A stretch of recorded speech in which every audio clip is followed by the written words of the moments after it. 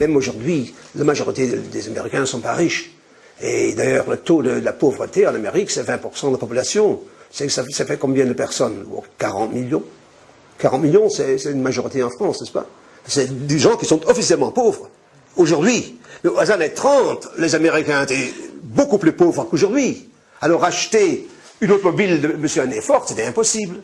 Et pourtant, on en produisait tout le temps. Alors, c'était cette crise, la surproduction, qui veut dire que les gens ne pouvaient pas acheter, alors on fermait les usines, il y avait trop de stock. Alors comme ça, il n'y a plus de chômage.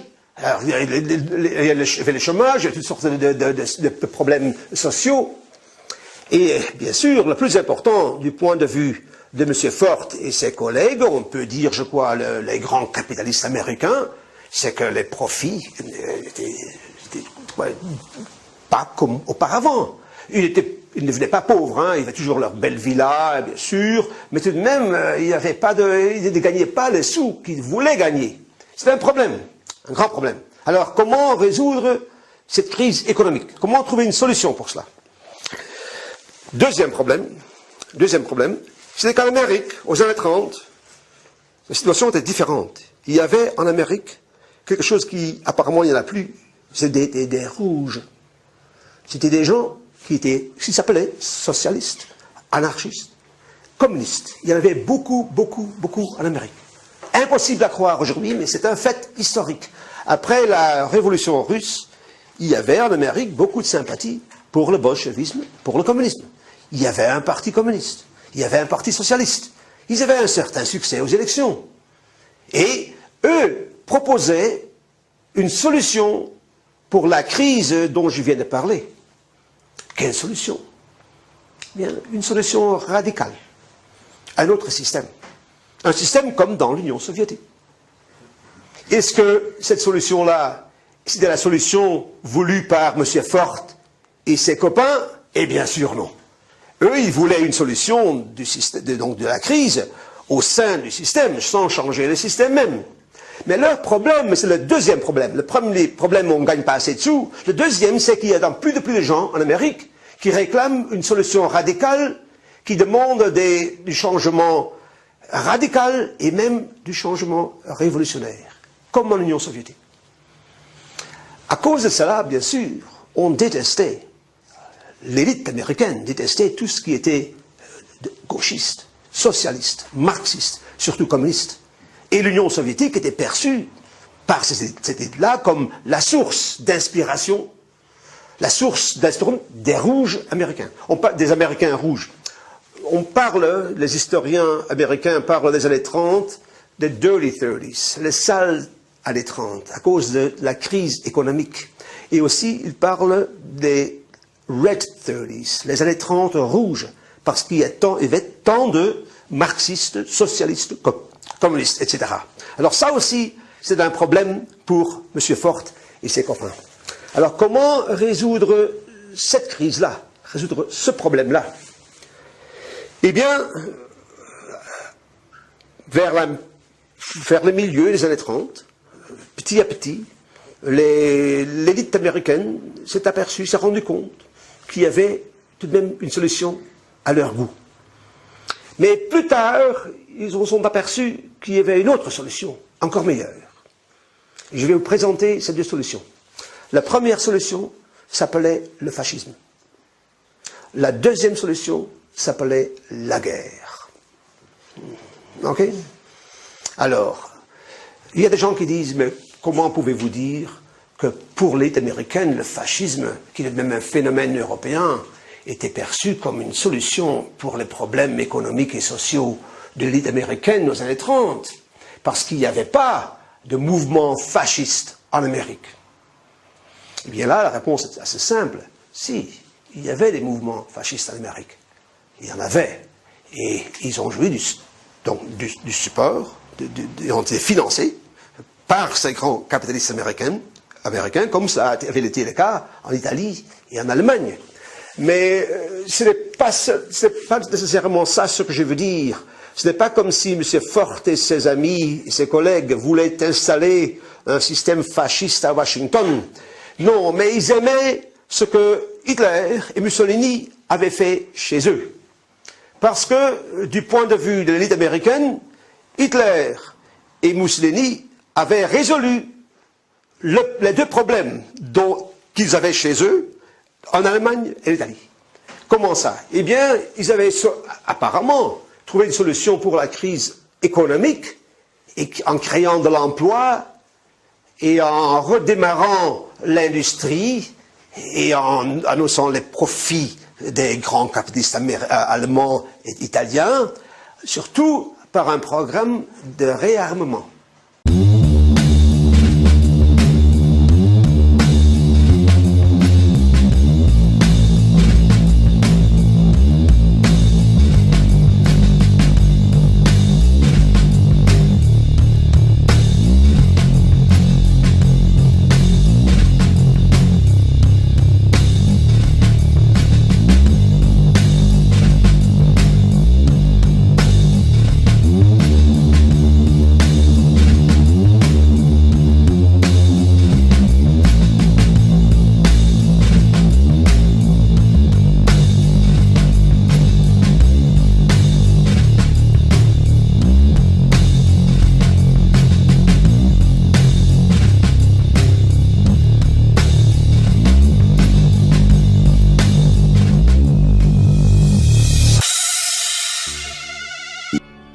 The fact is that within Christianity and within Judaism, when you think, when you imagine in your mind, when you personify deity, for most people, it's male.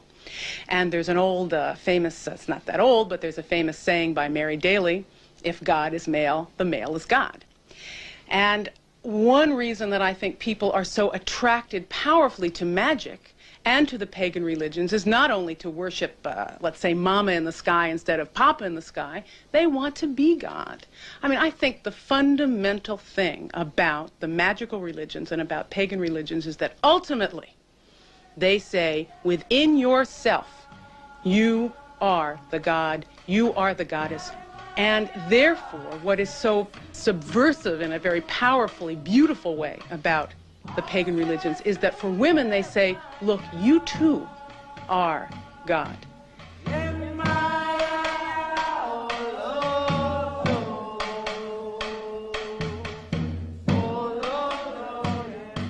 Goddess worship is a larger concept than coven-based witchcraft, and its rituals are broader and more diverse. In Berkeley, California, the universal goddess finds a special place in a coven of feminists from which all men are excluded. The universal goddess finds a special place in a coven of feminists from which all men are excluded. I want to preach you a message this morning about our current time, 2017. I prayed a message to the Lord the other day, and I said, Lord, I want you to help me please minister to my generation. That's right. That's what I'm praying for. I'm praying for God to give me the messages that I need to preach to the people that are alive right now here on this earth. Wonderful messages have been preached in the past by wonderful men of God, not taking anything away from these men. But a lot of times a message that they preached, say 50, 75, 100 years ago was current for that generation and needed to be preached. But today we live in a different world. We live in a world today that is being dominated by a feminine spirit. Now, don't get mad at me this morning, but I don't preach the Bible to you. It is being dominated by a goddess spirit. And that goddess spirit has begun to move itself into the lives and the families of everybody in this country and throughout the world. It is not by accident that our families are being broken up. They're being destroyed. Children are paying a terrible price because they see a mother and a father separated, and a lot of times the children will blame themselves for the breakup of their home. Let me warn you, when you walk out that door, you walk out into a culture that is absolutely opposed to everything that God says in that Bible about the relationship of a man and a woman. Everything in the Bible that God has set forth in Scripture, defining the role of a man and defining the role of a woman and defining the role of a husband and defining the role of a wife, is antithetical to these people. The culture in 2017 is against Christ, against God, and against your marriage.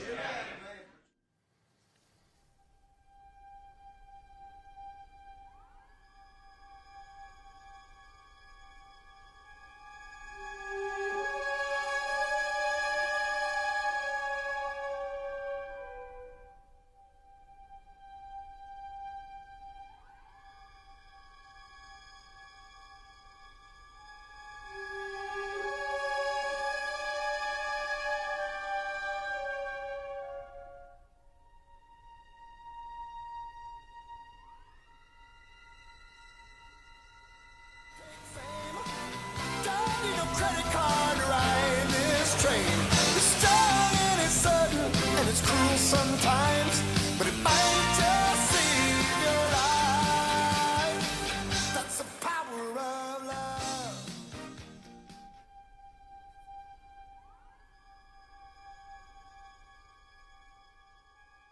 Say you want to see the signing of the Declaration of Independence.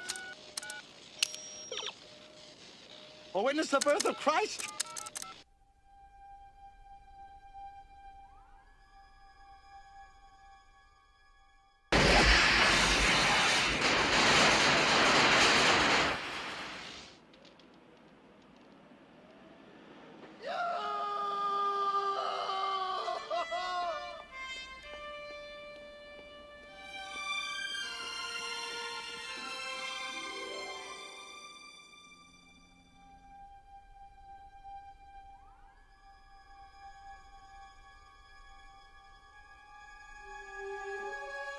Too loud. I can't believe it. I'm never gonna get a chance to play in front of anybody. Marty, one rejection isn't the end of the world.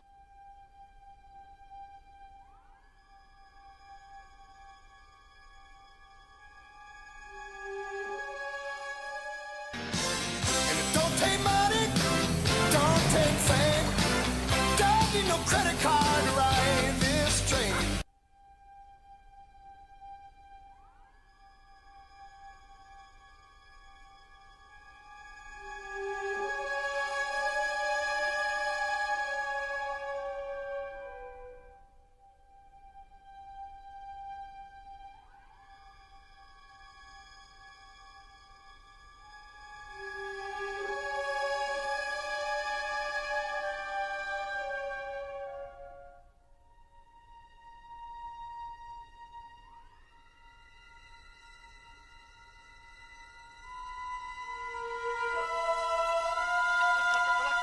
But I need a nuclear reaction to generate the 1.21 gigawatts of electricity. 1.21 gigawatts!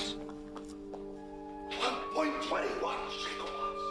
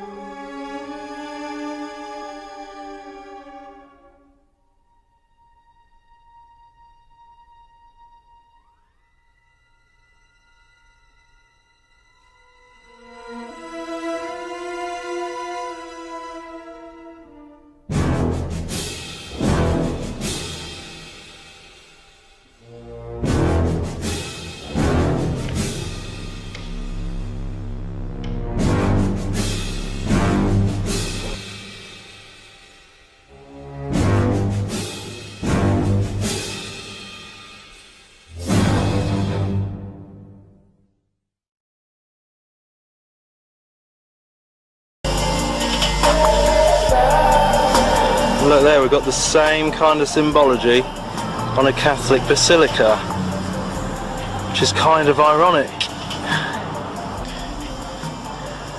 I'm here today at Washington DC with this big shrine to the Catholic Church here of the Immaculate Conception to have a deeper look at what it's all about. What an eerie place.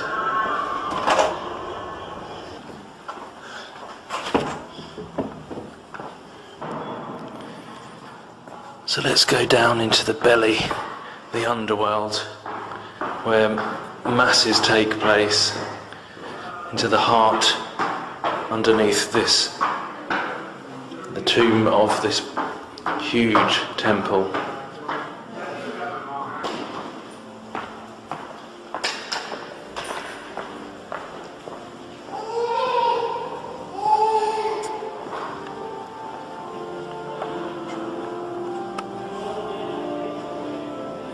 I mean, we're underground right now.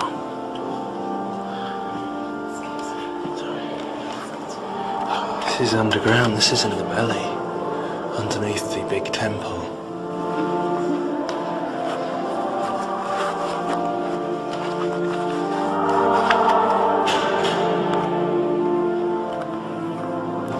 So much symbology in here.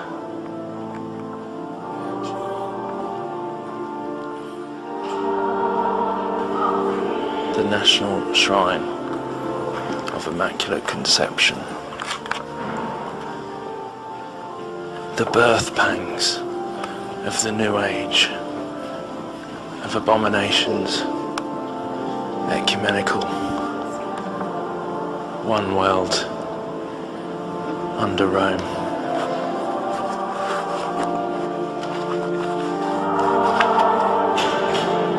It's like an expensive hotel, one of those 5-star ones in Vegas.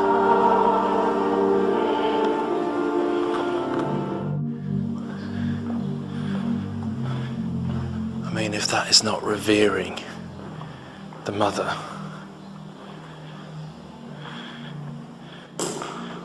Europa. And look at him, I mean, he's bowing. I've heard so many say they don't revere Mary in that way, the false Mary. But he's bowing to this Ishtar, Isis figure. Coming out of the feminine gate, the female birthing womb. I'm sure I don't really need to say too much. It's already pretty obvious what that represents. Well, and there's that hexagon again. This same symbolism, just like the Star of David. The hexagon like we saw in the other place. The hexagon with mother and child coming through. And like the reference to the black sun. So Saturn, just like the NASA have recently shown with the hexagon on Saturn and all that. And look, the heart, connection to the heart of the earth. Heart of Mary, pray for us. So often I think it's like that birthing of that Tammuz, Nimrod, Antichrist figure from the heart of the earth, which they call Gaia, like the mother goddess Gaia. So I wonder if it's a reference to that. Definitely Ishtar, Babylonian, false religion, and this is their belief system I'm speaking about here. And the references to Saturn. 6-sided shape. The Antichrist, the birth of the Antichrist. A copy of the truth, of the true Messiah, but this is the inverted, the false one. So there's always parallels and mirrors to the real truth. It's just that this goes back to Egypt, Babylon, and there's always been usurping authority, as I said, usurping authority from the real legitimate Messiah, the real legitimate truth that we can read in the New Testament. This is how they are doing it and always have done it. This is the plan all along. At the fallen plan, the kingdom of darkness, our enemy, to usurp and trick and mirror and copy, to mislead people.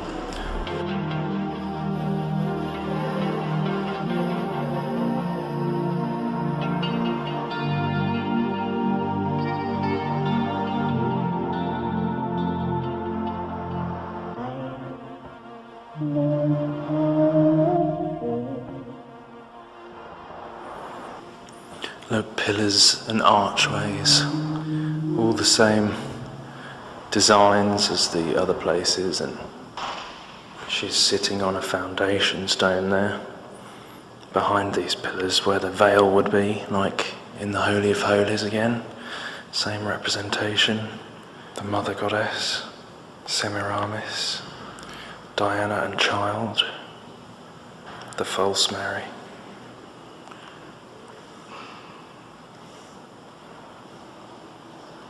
Oh my goodness.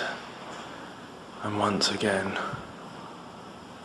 you see IXXI, which is Roman numerals for 9/11, on the cup. The Frankists and other secret societies, there is this belief that they need to fill up this cup of sin, make people turn to bad, which you can see happening, in order to provoke their Christ to come, which they think is the real Christ. But that's their belief. They believe they need to fill up this cup of filth, this cup of abomination, as we're told about in the Bible, that will happen. The cup of abominations that will bring judgment upon the world. But they believe that they're going to get this Christ is going to come.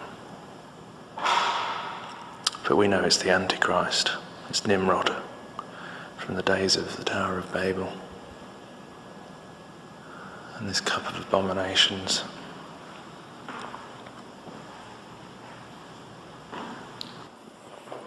Mate!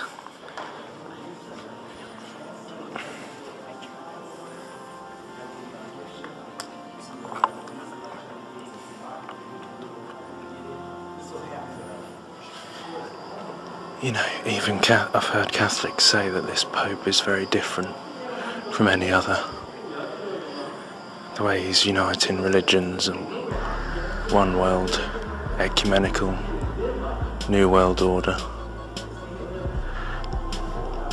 You know, the Jezebel spirit usurps authority where it has none. I was thinking about this the other day. The Jezebel spirit usurps authority where it has none. And this is kind of the way this new ecumenical religion, Babylonian New Age religion is working. Usurping authority over where it has none. You know, it's pretty interesting. Usurping authority over the man, over Jesus, the true king. The Queen, usurping illegitimate authority.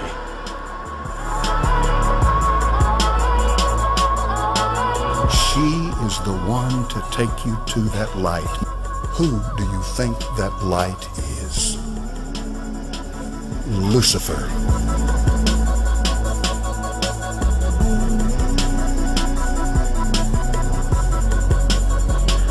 I mean, please do not tell me this is not an ornate temple of Diana, the Mother Goddess. Sorry. I don't think that went down too well. But look, the celebration of fertility.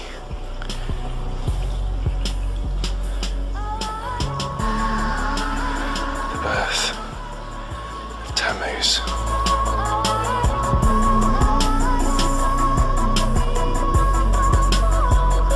Whether you call her this, or you call her that, or you call her this, or you call her that, she's the same wherever you go. She is the Mother of God. She's the universal life force. Satan is very good at accommodating whatever culture, whatever age, whatever clime you happen to be in. Making a difference to him. He's very good at accommodating it. What I simply mean by that is he'll make you feel comfortable wherever you live in accepting his religion.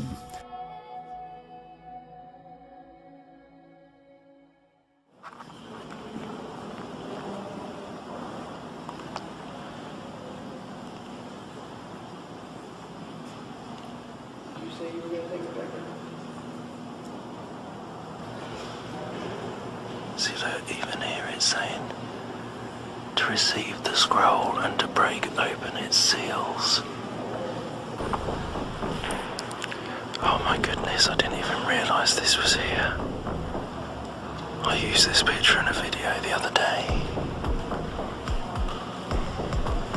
That is Apollyon the Destroyer.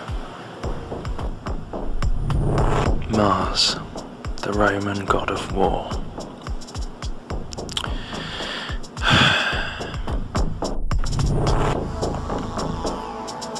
And we've got that same representation of the Holy of Holies type thing, and him raising out of it Apollyon the Destroyer, the Antichrist. That is not Jesus. I don't think it takes much to work out that that's not Jesus.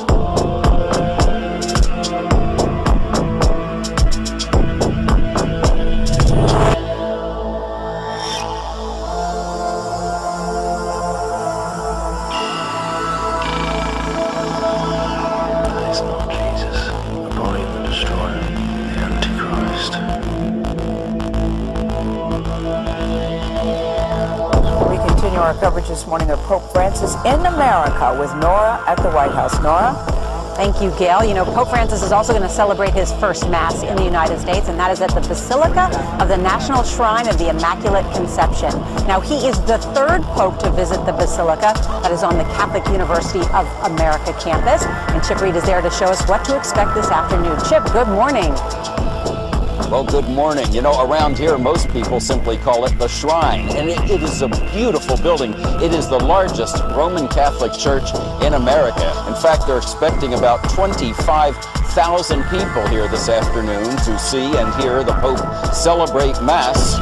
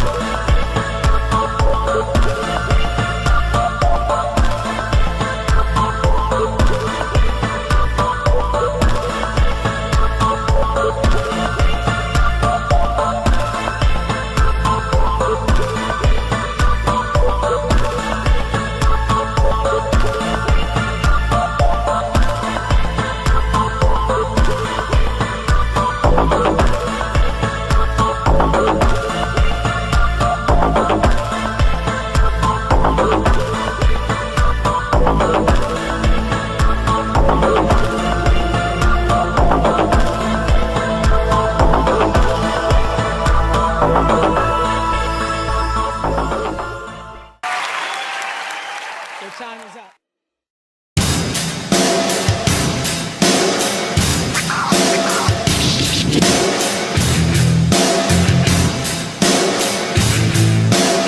In your college days, you earned money in quite a surprising way, which I didn't know. Yes, very surprising. You used to open up for a drag act. I used to open up for these incredible drag queens in North Carolina at this club called the Paddock Club. And I used to, like, what did you do? Hot glue my sequins on a little shirt so I had an outfit.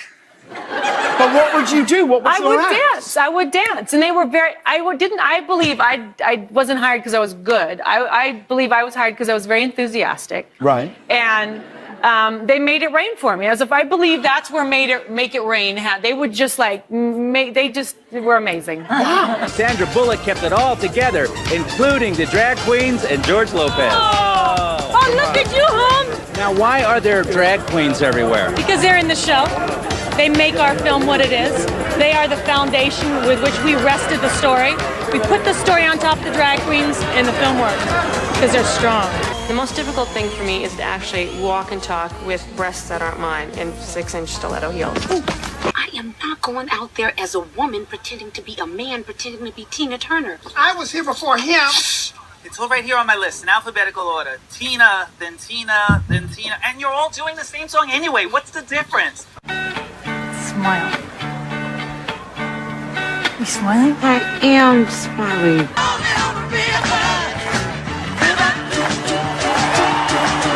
Yeah, you ready? Gracie, where are you going? I got my breasts. Hold on, I'll be back.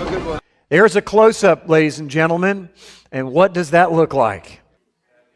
The Statue of Liberty.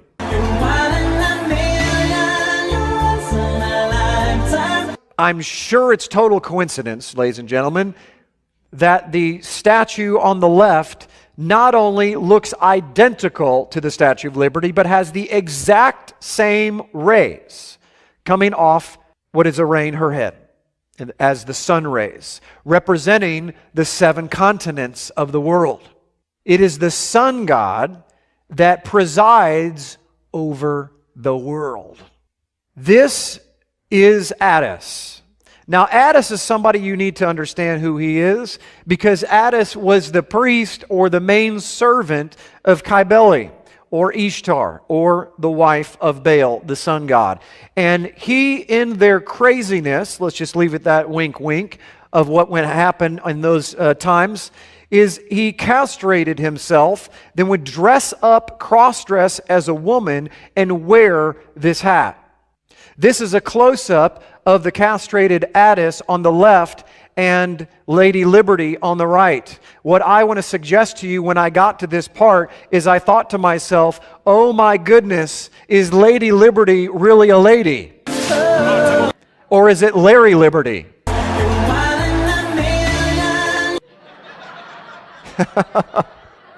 I don't know. But I'm going to let you decide as we do a little bit close up here, and you tell me if that looks like a feminine face.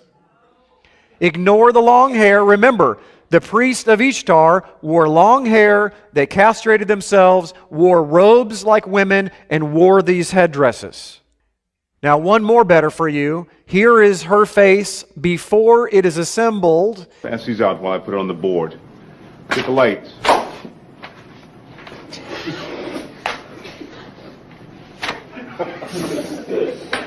Try one more time, sir. And before you have the ability to look at the hair and be influenced, that's under construction.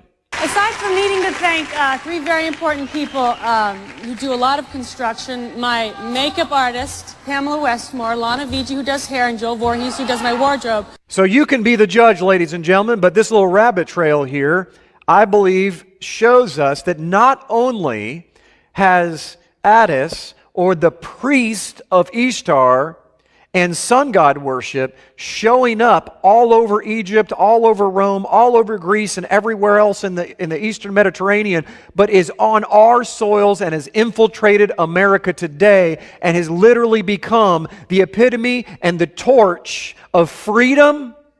It's bondage. To change the will of the people, Goebbels needs more powerful tools of propaganda.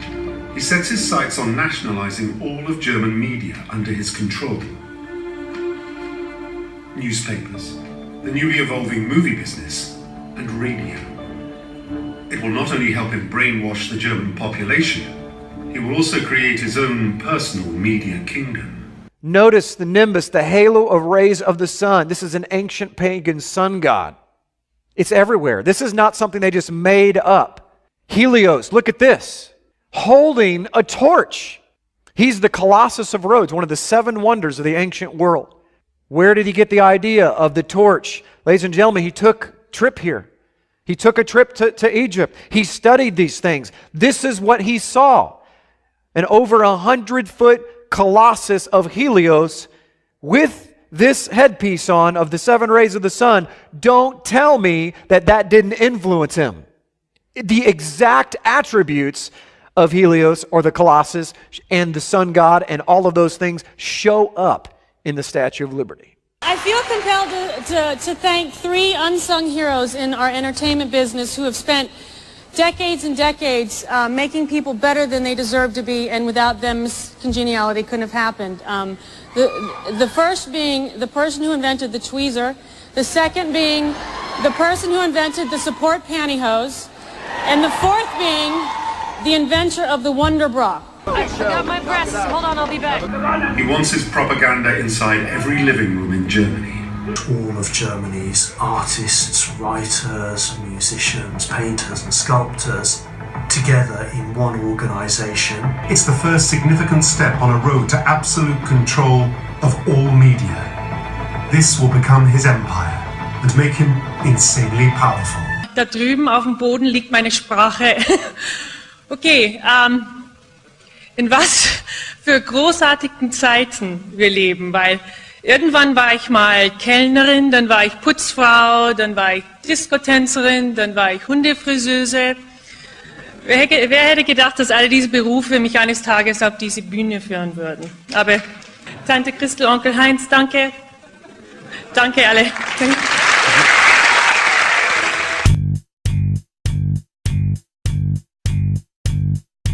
If I sold my soul to the devil, if I sold my soul to the devil, if I sold my soul to the devil, if I sold my soul to the devil, if I sold my soul to the devil, if I sold my soul to the devil, if I sold my soul to the devil, if I sold my soul to the devil, if I sold my soul to the devil, if I sold my soul to the devil, if I sold my soul to the devil, if I sold my soul to